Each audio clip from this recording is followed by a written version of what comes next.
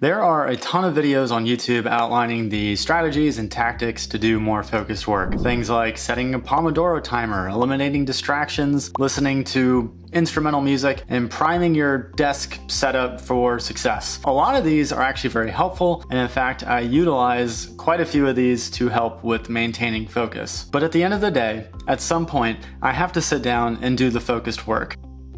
Even if I have my desk fully set up, some awesome chill house music playing, coffee in hand, phone on do not disturb, I still have to sit down and do the work. And even with all of those preparatory tasks taken care of, there is still some resistance with doing the work. And it's like there's this unexplainable switch that needs to be engaged in order for me to actually start doing the work. And I wonder, with all of these tools, am I doing myself a disservice?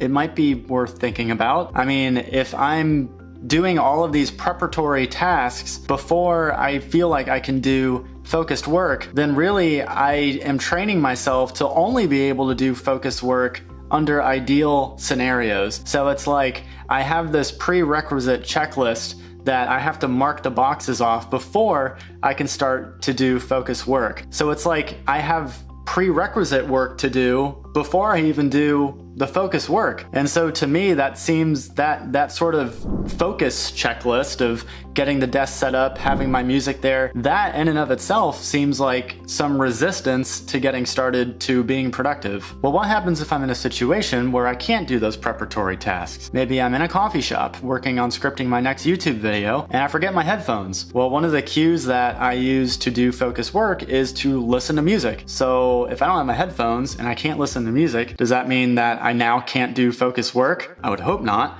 But I feel like if I become too reliant on utilizing all of these focus tactics and strategies, then it becomes a lot more difficult to do work in non-ideal scenarios. So the counter to that is, what if I could just do the work? I truly think that the reason that I choose to do things over other things is the importance that I place upon them. And what I mean by that is, if I ascribe something as meaningful work, then I will likely do it every time without fail. Working out is a prime example of this.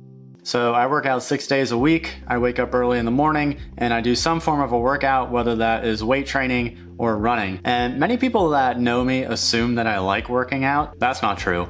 I don't actually really like the process of working out. In fact, when my alarm goes off, I'm often dreading the fact that I have to get ready to go to the gym. What I like are the benefits of working out. And so for me, the reason that I get up and go to the gym is because I place a lot of meaning on the benefits of going to the gym, namely looking better and feeling better about myself. And so because that is very meaningful to me, I'm willing to force myself to go to the gym even if I don't want to. And in fact, sticking with that example, I find that the more meaningful an activity is for me, I don't have to utilize those focus tactics and habits very often. Like, I do set my clothes out the night before, which is a often touted way to get better at going to the gym. But, you know, if I forget to lay my clothes out one night, I'm not gonna not go to the gym because of that. I'm just gonna get my clothes the morning of. And so the reason that I will do that is because working out is very meaningful for me, and therefore I don't have to have all these tricks and tactics to get myself to go to the gym. Now, when it comes to other areas of my life, namely my career transition into UX, I'll be honest,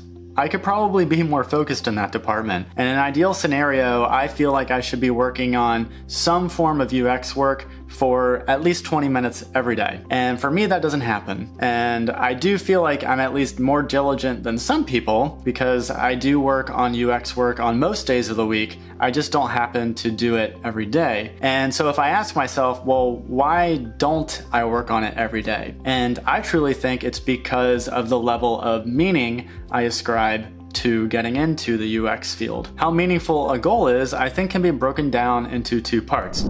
Number one, its potential to help me avoid pain, and number two, its ability to help me to seek pleasure. And so in the case of doing UX work, it helps me to seek pleasure in the sense that I am transitioning into a career that I just find more fulfilling, and it allows me to do just more creative work and get paid for it. And then transitioning into the UX field helps me to avoid pain, pain in the sense that it allows me to get out of this profession that I just don't really find that fulfilling, the physical therapy profession. But here's the sticking point. While my current career is definitely something that I want to transition out of, it's also not a huge source of pain for me at the moment. I mean, yes, I 100% want to transition out of, but my current job as it stands now is not a super painful position to be in. I get paid a decent salary. The work policies are kind of fair. The work itself is, while it's stressful, it's not overly difficult to do. And so while there's some pain associated with it, the level of pain is not super high. And because of that, I feel like it doesn't motivate me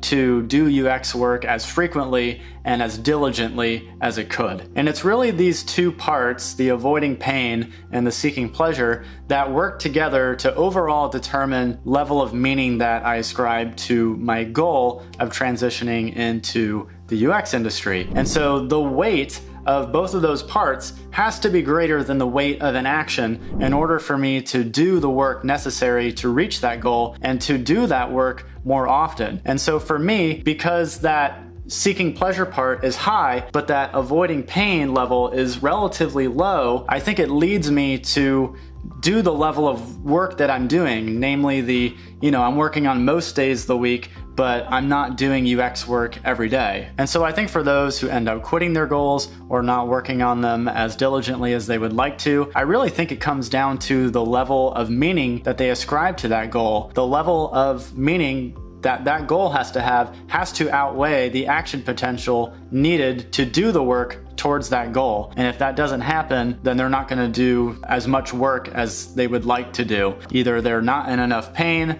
or the pleasure or fulfillment potential isn't high enough. If you have a goal and you feel like you aren't as focused or as productive as you should be, then it might be worth taking some time to think about how meaningful that goal is. What pain are you avoiding by working towards that goal? And what pleasure or fulfillment are you seeking by working toward that goal? And I think that if you aren't in enough pain, or if the fulfillment potential isn't as high as it could be, then it doesn't really matter what focus tactic or technique you try to use. Your overall work output is not going to be as high as someone who is avoiding a lot of pain and has a very high fulfillment potential for whatever goal they're working on. But don't get me wrong, there is a definite value to using those focus techniques and tactics. I definitely use quite a few of them, including time blocking, Pomodoro timers, and limiting social media apps off my phone. But I think at the core, though, it's the level of meaning ascribed to a goal that is going to determine overall work output. And so I think that if you really want to increase your focus and productivity, you need to find a way to make your goal more meaningful. And if after thinking about it, you can't find a way to make it more meaningful, then at that point, it might be worth evaluating moving on to a different goal that you do find more meaningful. And hey,